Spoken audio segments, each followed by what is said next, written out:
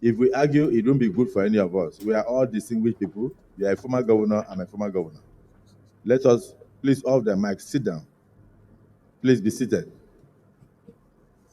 I watched you on television, and you said no matter what the Senate does, the Senate will never go with you. The Senate will not go with you. You said no matter what this Senate does, the Senate will not have your vote on anything the Senate does. That's what you said on television.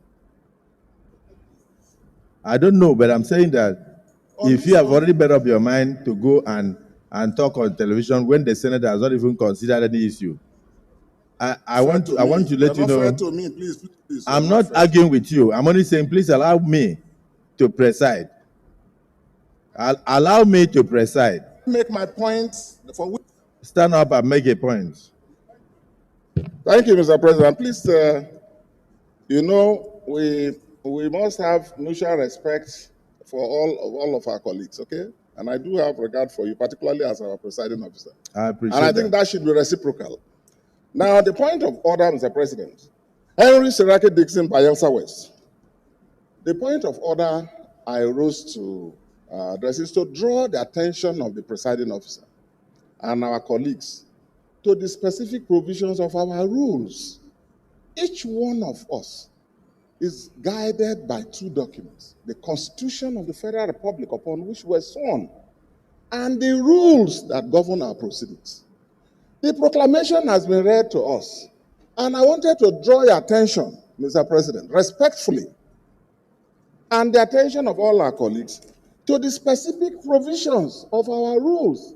Order 135. The framers of this are very exhaustive. Once you say state of emergency declaration, there is a procedure. Can you read 135? Let me read it. Say, look, 133.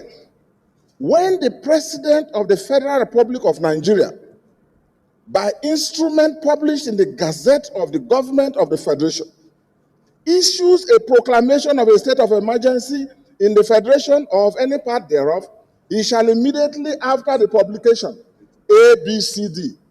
Now, since you have read it, now let me go to 135.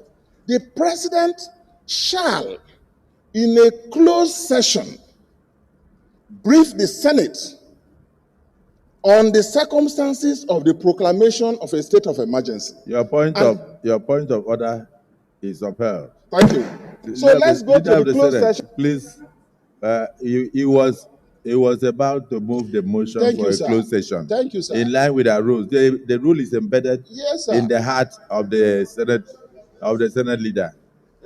He was about to move that motion for us to go to closed session. Yes. When you raise it, but I'm happy that you are reading your rules. So your point of order is happily upheld.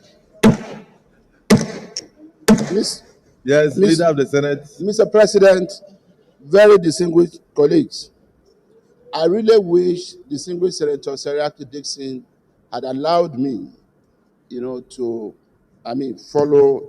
And in the first instance, I came under Order 1B of our rules, which gives us power to regulate our procedure. And so the first task was for me to let our colleagues know that we're going to be changing the items as arranged on the other paper. On the other paper. Yes, sir. So the next thing, of course, was for me Senator, did you hear that? He said that he came under Order 1B. Yes. To request the Senate to grant him approval to reorder the items on the other paper. And then thereafter, he was about to proceed to the next stage, yes, which was to move a motion for us to go into a closed session. Pursuant to Order 135 of our rules. Too much. You can never. It's better to err on the part of surplusage. That's why I'm happy that you also read your rules.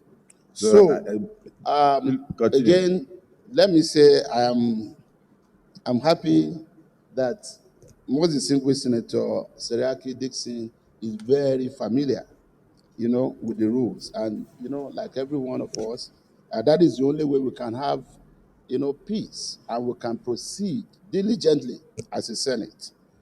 So, having said that, I I really don't know what's happening in that Senate. And earlier today, I think I'm going to look for that thread. Let me read it out because I saw a tweet that someone had made, Abang, a journalist called Abang Mercy, where she was talking about the fact that the way Senator Akpabio talks to, yeah, I've seen the thread, that the way he talks to, senators, the condescending manner, as if he's, oh, sit down there, oh, are you okay?